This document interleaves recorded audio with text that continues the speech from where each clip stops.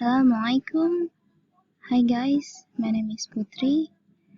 Well, actually I made this short video in order just to complete the assignment in my access class. Well,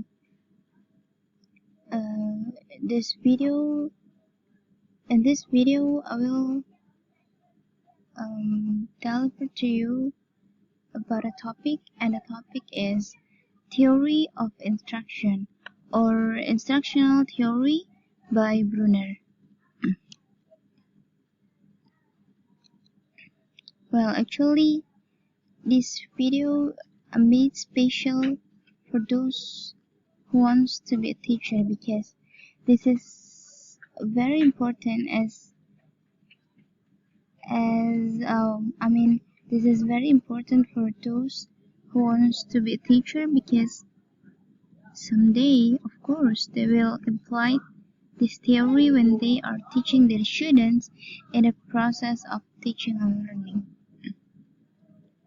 Well, basically there are two main points I will talking about.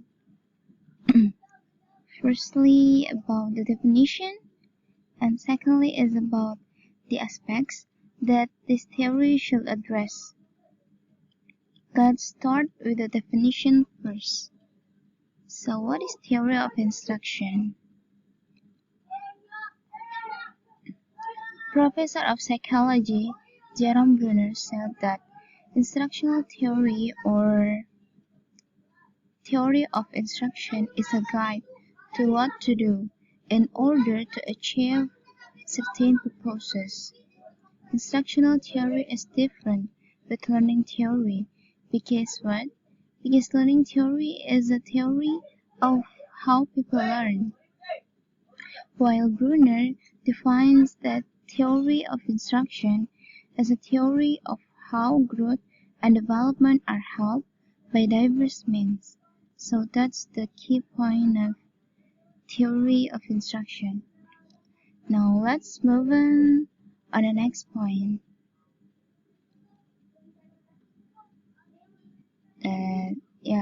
It's just additional information about theory of instruction. So theory of instruction should be prescriptive. So prescriptive means that students can face all the problems that lie ahead, so they can solve all the problems independently. Okay, now let's back to the main point. So as I said before, there are four aspects that this theory should address.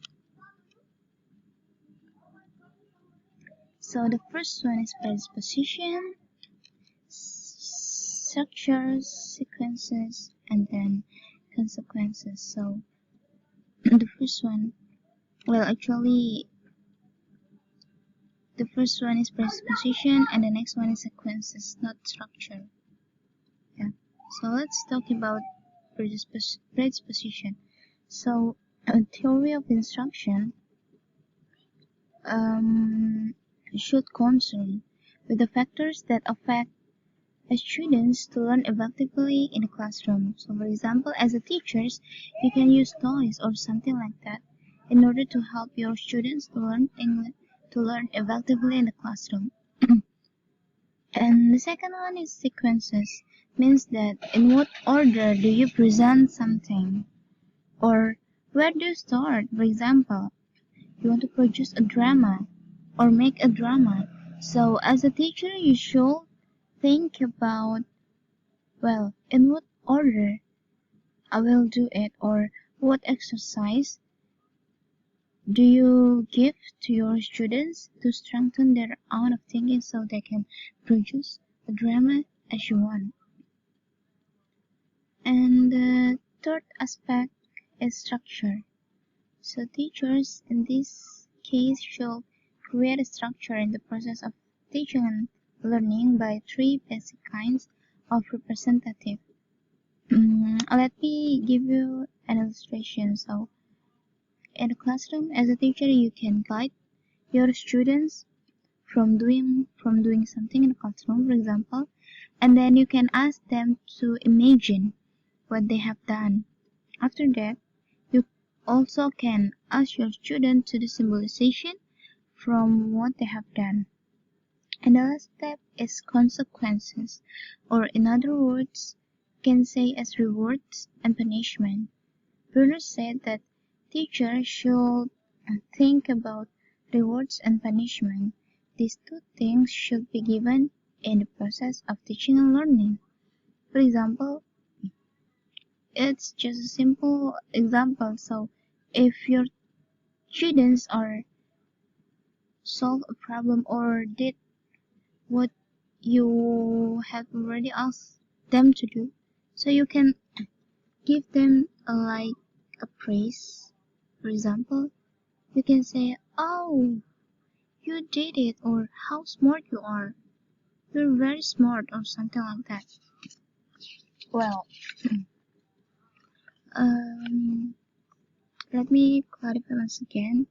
So it will be clear for you to remember what the important point. So the first one is that instructional theory is not learning theory, and when you are implementing this theory, then you have to concern with those four aspects: predisposition, structure, sequences, and consequences. The key points that I want to develop to you, that as a future teacher, keep in mind that instructional theory is very important, as this theory has already implied in many learning theory. So it's really important that teachers should master the theory first so that they can well implement it and facilitate the process of teaching and learning as well as the learning objectives. Well, I think that's all that I can explain to you. Yeah, so I want to say thank you for those one who watch this video.